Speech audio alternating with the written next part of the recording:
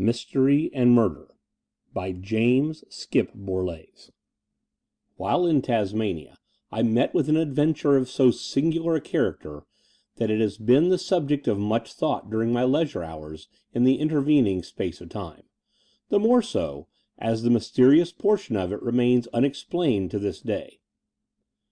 On an evening during one of the winter months, I was seated in my quarters in Hobart Town, engaged in making memoranda of my day's occupation, when a gentleman who had requested to see me was shown into the apartment.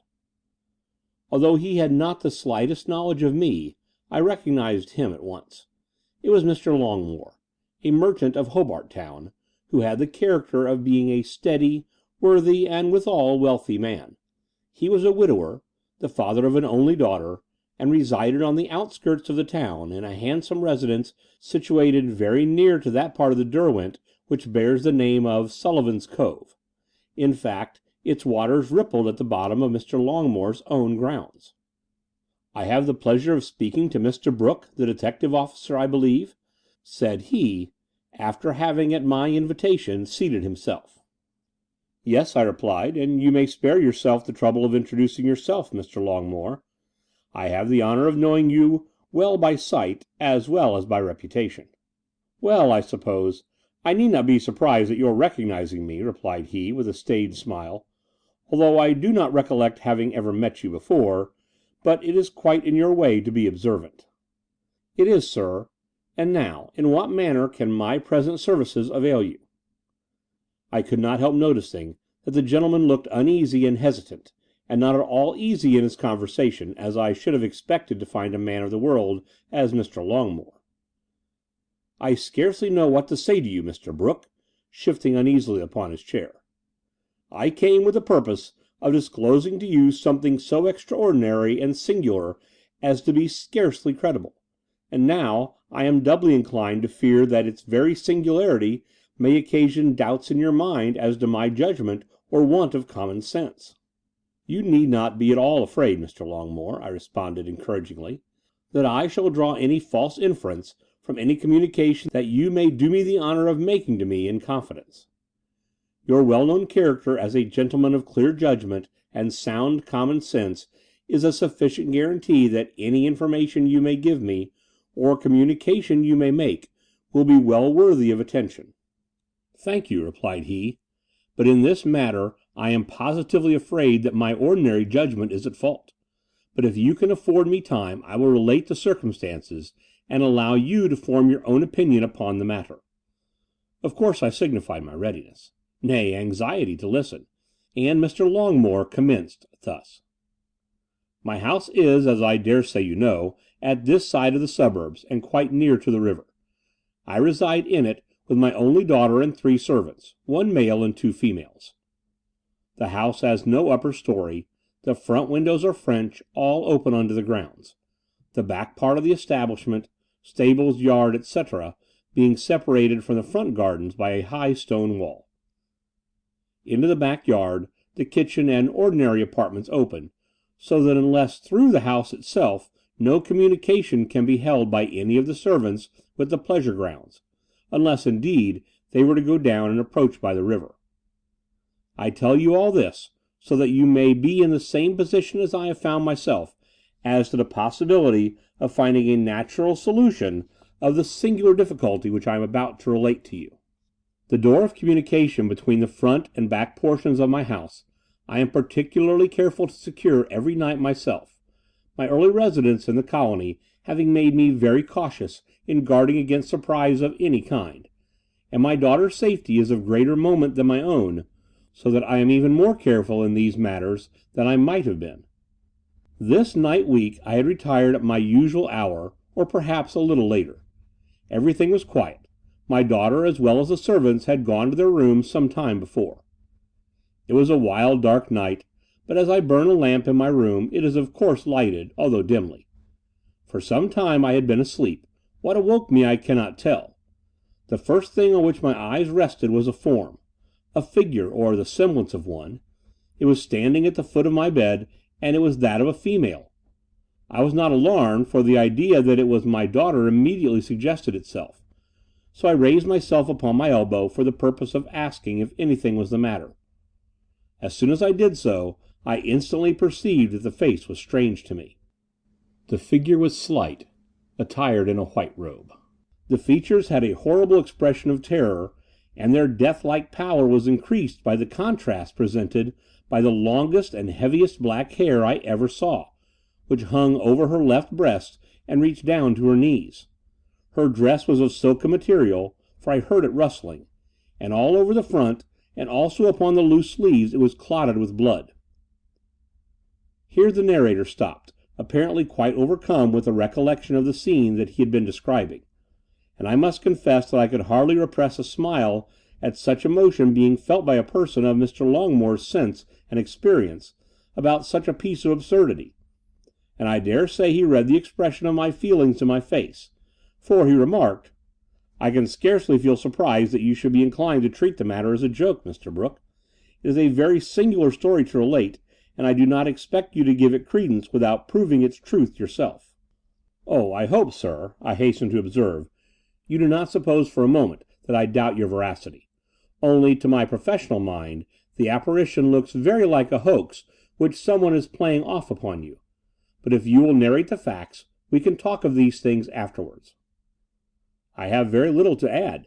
The appearance which I have described has visited me every night, in spite of barred doors and windows, each time waving its hand impatiently, as if beckoning me to follow." "And you never followed?" "No. I must confess that I felt too horrified to attempt moving whilst the figure stood so immediately before me. I felt frozen to the bed, as it were. Indeed, I assure you, it is a fearful sight." "Will you permit me to inquire, Mr. Longmore, are you at all superstitious?" "In the sense you mean, I am not superstitious.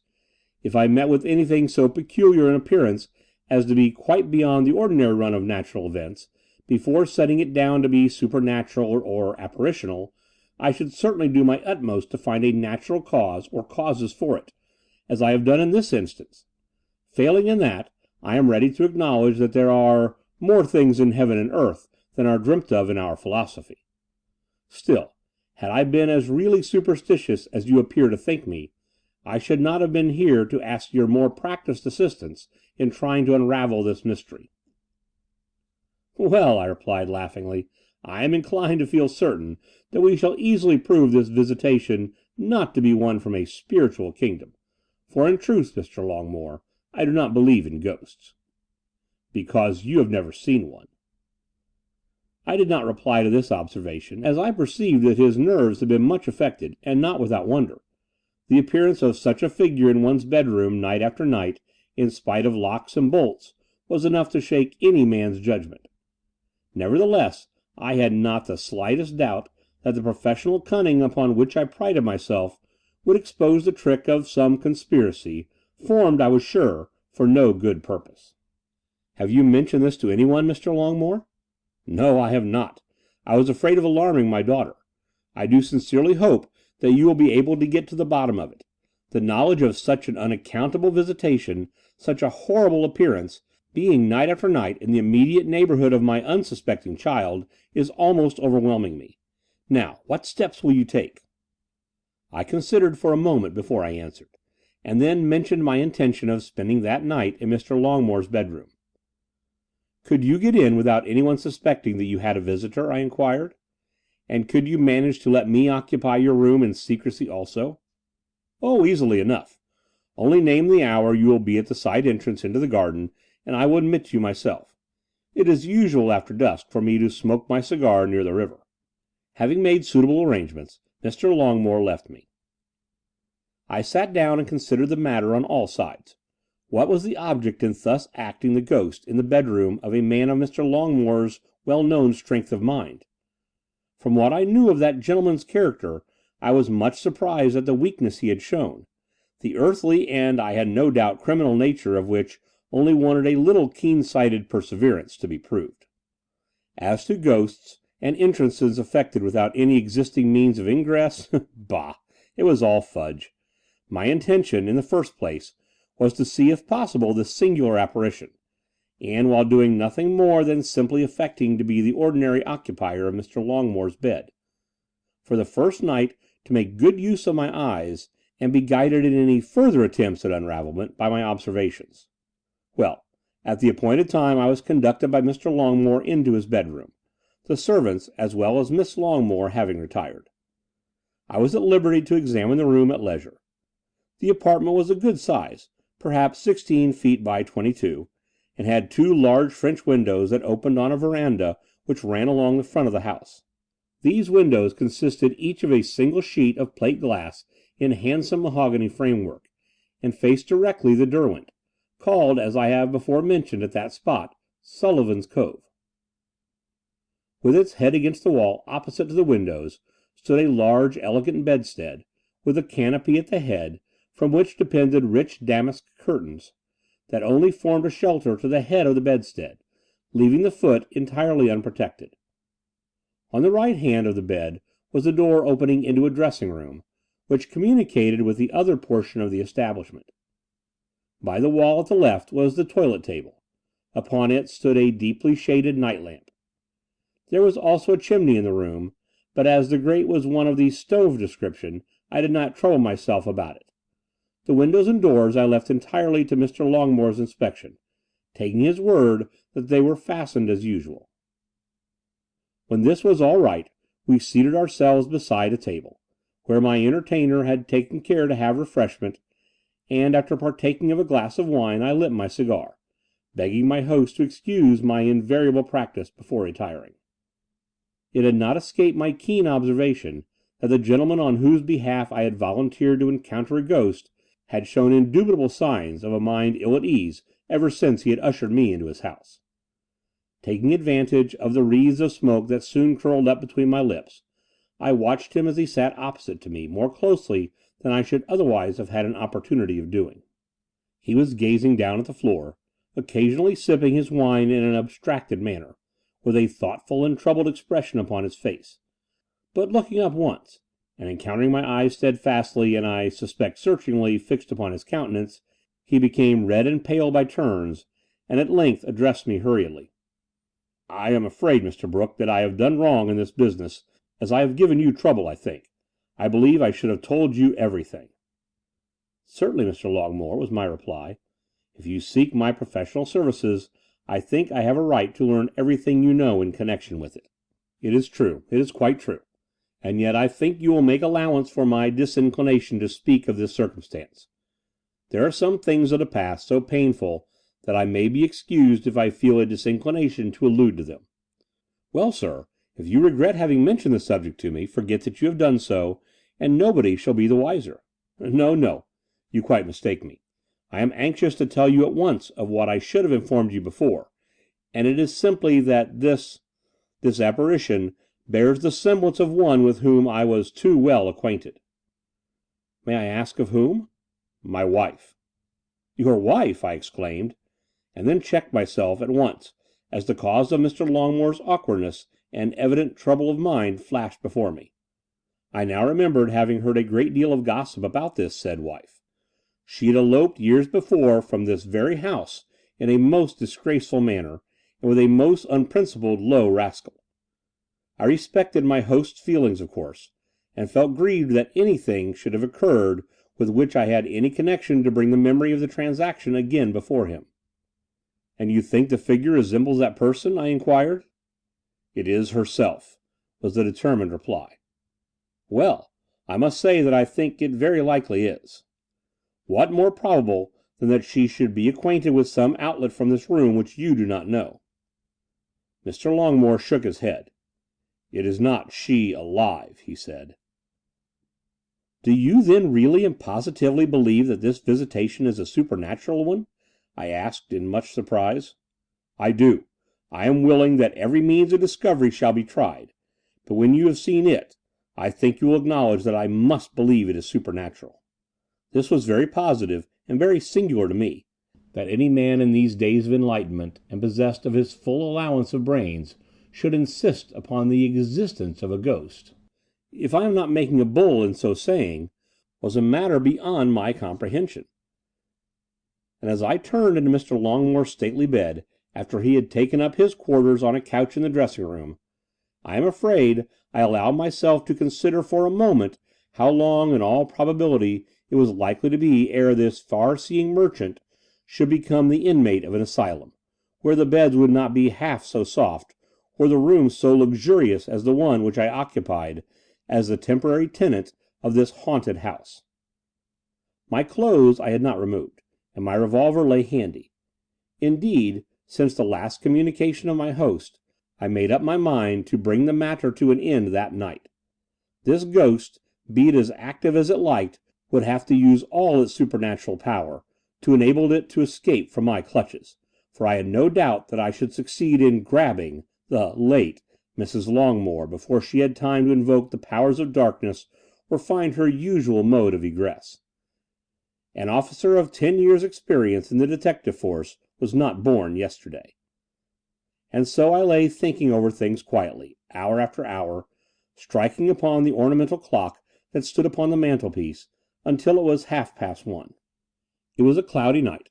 A chill wind blew up from the cove, which made a sighing and sad whispering among the trees that shaded the house.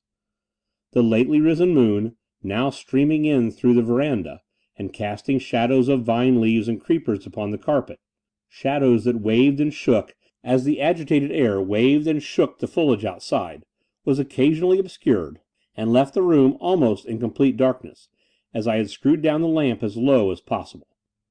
I had made up my mind by this time that the conspirator or conspirators had found out my presence in the apartment, and had thought it safer not to attempt any of their pranks upon me. At this moment the moon became cloudy. The room was nearly but not quite in darkness, when suddenly, and without any apparent reason, I had seen nothing, I had heard nothing. I felt myself getting cold, cold as the dead. And then, and not until then, I heard a rustling, as it were of silk.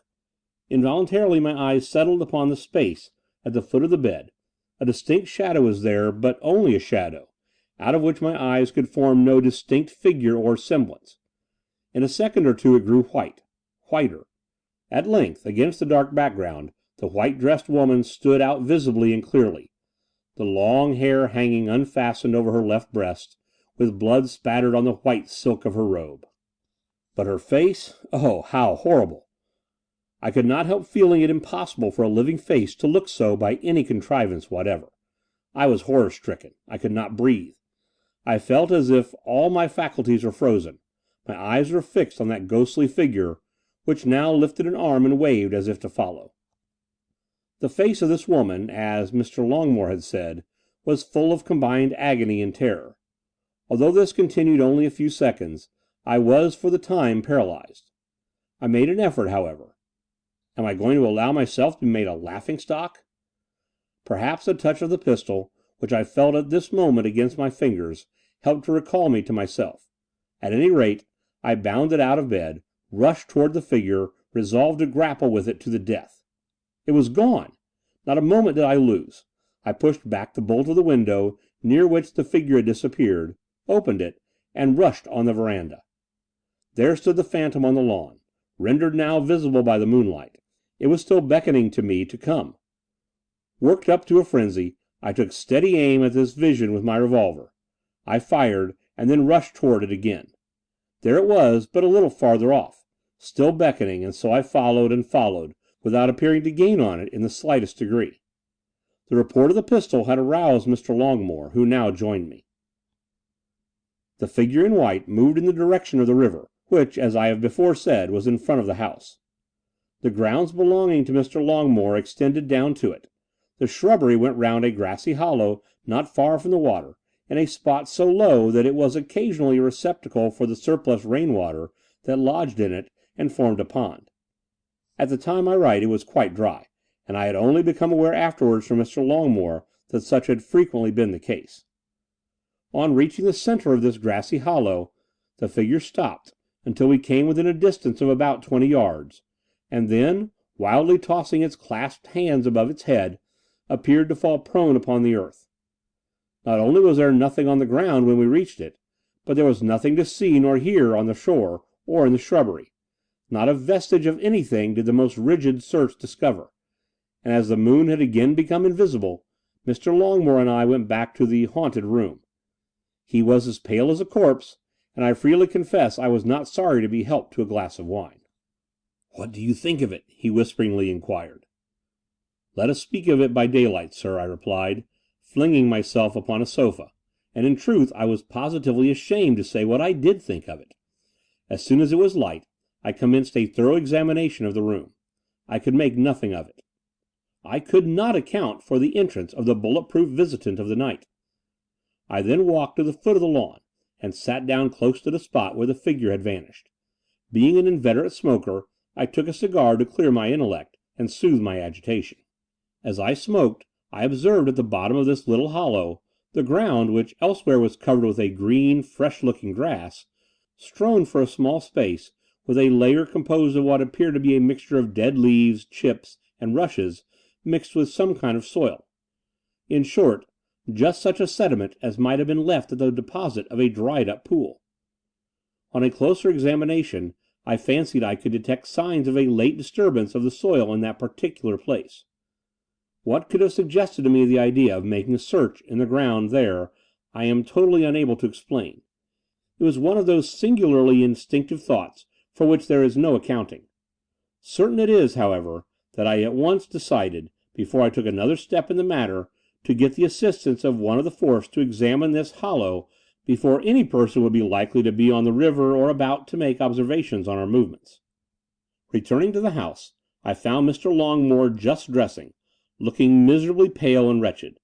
I felt sorry for the man, but as my silence I had no doubt would be more grateful to him than any sympathy, I merely informed him of my intention, and taking the key of the side gate, went towards the police camp.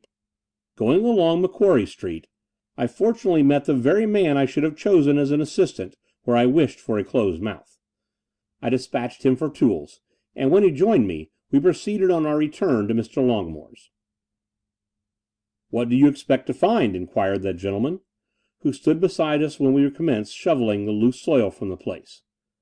I could only shake my head, and in a few moments my companion's spade scraped against some wooden substance. At the hollow, empty sound, Mr. Longmore's face grew deathlike. "Perhaps you had better go up to the house, sir," I said. "No," he replied with an effort. "Go on." Quickly, then, we uncovered a deal case with a loosely fastened, ill-fitting lid. It was about 4 feet long by 3 wide, and perhaps 2 feet deep. It looked like a soft goods case, which I dare say it had been. Well, we lifted it from the hole, Mr. Longmore still standing silent and inactive beside us, and I am certain that I was more surprised than either of my companions at the result of our labours, as I was the one who really knew how entirely without reasonable cause I had set to work with spade and shovel in that unlikely place. As soon as the box was set upon the ground, I prized off the rough lid with my spade, and it fell over to the side, exposing a lining of zinc, which was bent down without any attempt at evenness, and entirely concealed what remained below it. We unfolded it bit by bit, gradually exposing an object of horror so terrible that I wish I had never seen it. Many a night since, when sub-midnight duty has found me on a lonely patrol, have I fancied in the darkness the figure in that deal box. It was a dead woman, and the facsimile of the phantom that visited me in the darkness of the night before. The figure lay upon its right side, the knees slightly drawn up so as to enable it to fit in the case, and it was dressed in the identical rich white silk, every fold of which seemed familiar to me. The long, heavy black hair was loose, and gathered at one side lay scattered over the left shoulder, and upon the skirt of the blood-stained dress, and under the hair, where it lay clogged and clotted, remained still the handle of a Spanish knife. The blade had passed through the unfortunate woman's heart. Although the body lay upon its side, as the space was confined, the head was turned so that the face looked upward, with the glaring, wide-open eyes fixed in a look so full of fear and horror that I can never forget it, and with one glance at the well-known face, Mr. Longmore sank to the ground in a swoon. He had recognized his wife. It passed over in the usual way, an inquest resulting in an open verdict, and a large offered reward posted on the walls and printed in the Gazette. Mr. Longmore had long left Hobart Town, glad to escape anywhere from a place so fraught with horrible memories. One night I was seated in the same room where, 12 months before, Mr. Longmore had sought and found me about this business of mysterious termination, when a tall young man of 17 inquired for me, and gained admittance. He looked like a sailor. In his hand he held a paper which he opened and handed to me. It was one of the posters to which I have alluded, commencing under the offered reward with the usual whereas, etc. The paper was torn and partly destroyed, but not sufficiently to hinder one from perusing the principal parts of it. "I suppose you remember that, sir?" said the young man. When I replied in the affirmative, he entered into the following narrative, which I shall give as nearly as possible in his own words. "I only came to this port last night, and today I went into a shop to buy some toggery. The woman wrapped some of the things in that paper. When I came to look it over, I thought I could give some information about it, and when I told a policeman, he referred me to you." "Well then, my man," I replied, "sit down and tell me what you can." "Nearly 12 months ago I belonged to a brig called the Water Snake, owned and commanded by a man of the name of Walter Cuvier." I rather started at this, as Walter Cuvier was the name of the man with whom the murdered Mrs. Longmore had eloped. "I was cabin boy in the Water Snake, and had been in that brig a couple of years." "Can you tell me what Captain Cuvier did with his vessel? In what trade was he?" "You know, sir, that was none of my business. He traded on his own account, and I think principally in contraband goods. Well, as I said before, I was cabin boy in the Water Snake, and all the time I was in her the captain had his wife with him, at least a woman who passed for his wife, and I do believe that the body found in this bill was the woman we used to call Mrs. Cuvier." "What makes you think so?" "I think I am sure of it, and I'll tell you why, sir. The captain and the missus did not live very comfortably at times, and when he was drunk he was a real brute.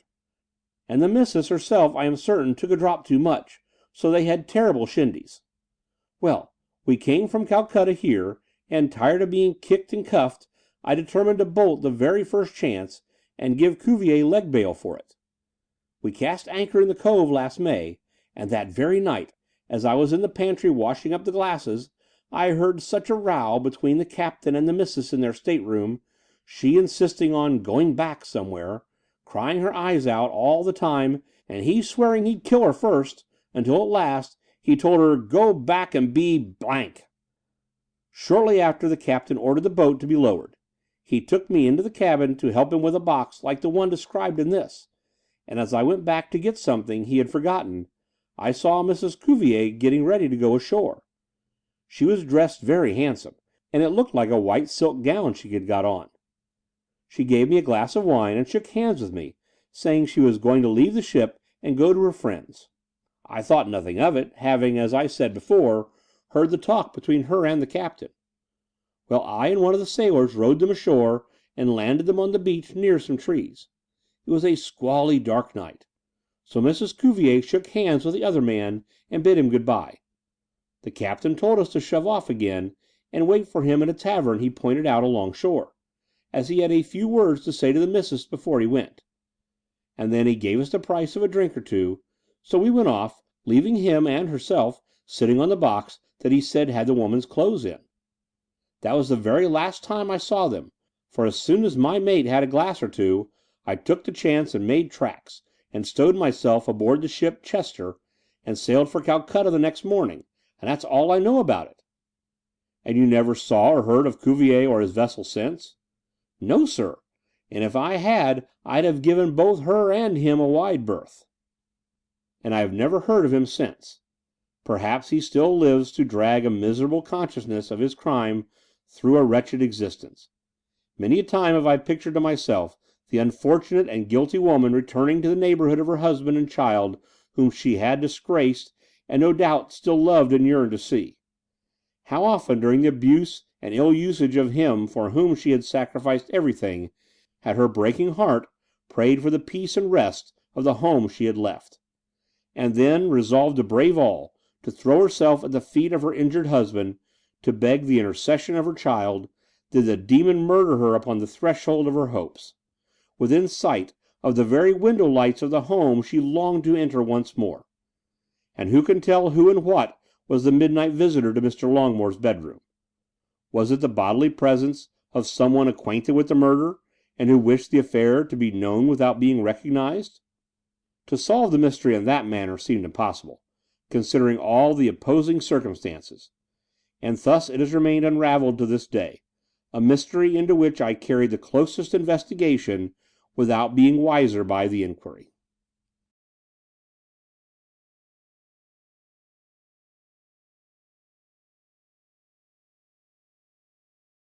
Recording by Alan Winterrowd.